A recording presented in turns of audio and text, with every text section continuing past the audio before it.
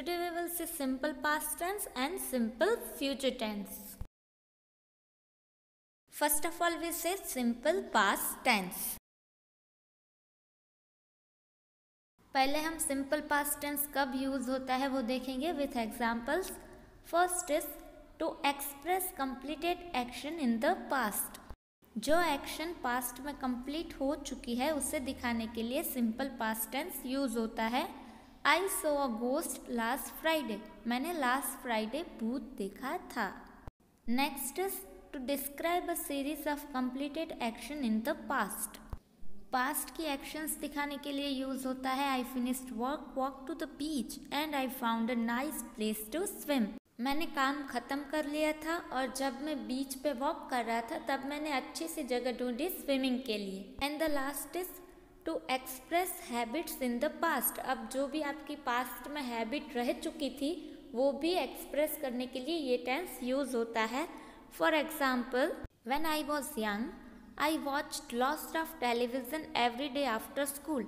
अब मैं जब छोटा था तब मैं बहुत सारी टीवी देखता था. कब? स्कूल से आने के बाद. Now we will see the structure of simple past tense and first of all we see the structure of positive form. Positive form का structure है subject plus simple past यानी कि verb का V2 form plus object. Example देख लेते हैं. ही play at football. अब original verb होता है प्ले पर हमें V2 यूज़ करना है यानी कि यूज़ होगा play at. He played football. Negative form subject plus did plus not plus V1. अब यहाँ पर हम आगे डिड नॉट या डिड लगाते हैं तब V2 नहीं आएगा, V1 फॉर्म आएगा plus object. Example, he did not play football. Now the positive form is did plus subject plus base form यानी कि V1 plus object और plus interrogative sentence है, इसके लिए question mark. अब जब भी interrogative sentence होता है तब हमारा जो helping verb है वो subject से पहले आ जाता है यानी कि जो did हमारा helping verb है वो पहले आएगा और फिर subject आएगा in question form.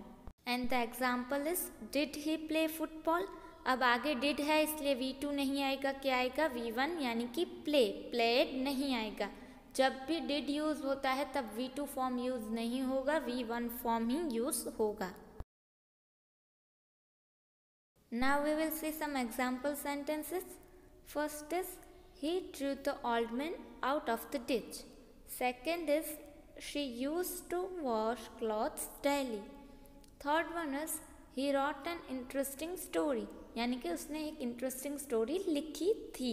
V2 form ही आएगा, आप ये याद रखना. Fourth is the child completed his homework यानी कि जो चाइल्ड है उसने अपना होमवर्क कंप्लीट कर लिया था.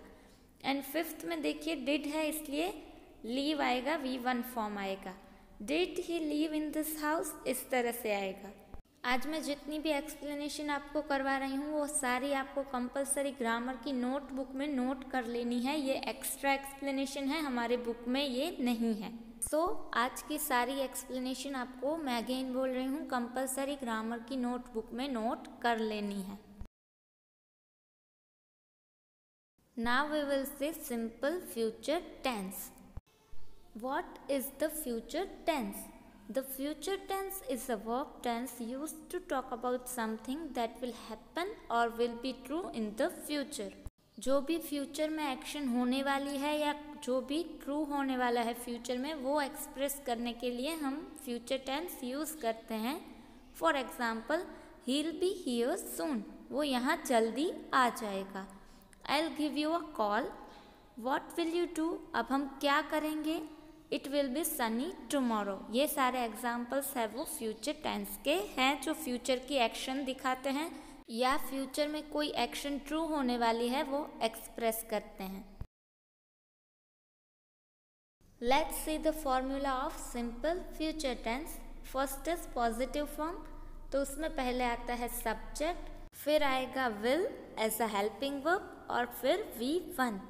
देखिए यहाँ पर कुछ प्रोनाउंस दिए गए हैं as a subject I, you, he, she, it, we, you और दे.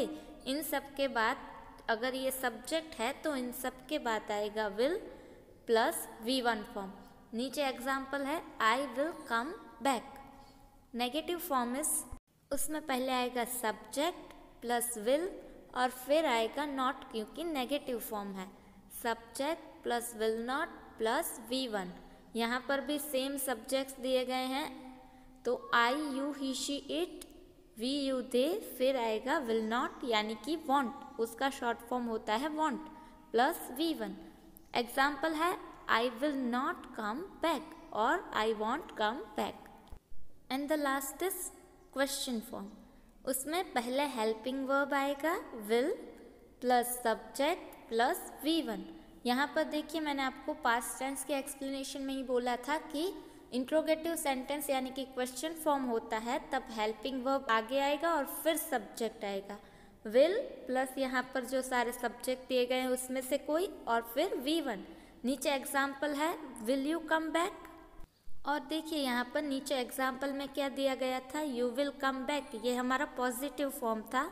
उसमें एरो करके दिखाया है, देखो कि यू की जगह विल लिखना है और विल की जगह यू इंट्रोगेटिव सेंटेंस में, तो इंट्रोगेटिव सेंटेंस बनता है विल यू कम बैक। अगर यू हमारा सब्जेक्ट है तो वो विल के बाद में आएगा in interrogative sentence.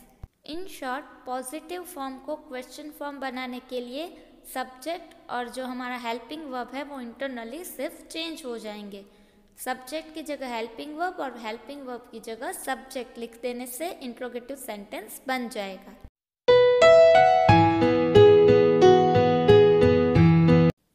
Now see this examples. I will not यानी कि उसका short form want, I will not stay this hotel. Second is your mother will love you for ever. And third is, अब देखिए ये interrogative sentence है इसलिए helping verb आगे और फिर आएगा subject, will you wait for me. Same as in the next sentence, क्योंकि इंट्रोगेटिव है इसलिए हेल्पिंग वर्ब आगे और सब्जेक्ट पीछे, will she do it again. And the last is we will see better days. आज हमने दो टेंस की एक्सप्लेनेशन देखी, simple past tense and simple future tense. दोनों आपको कंपलसरी ग्रामर की नोटबुक में लिख लेने हैं। नेक्स्ट वीडियो में मिलेंगे। Till then stay happy and stay healthy at home. Good bye.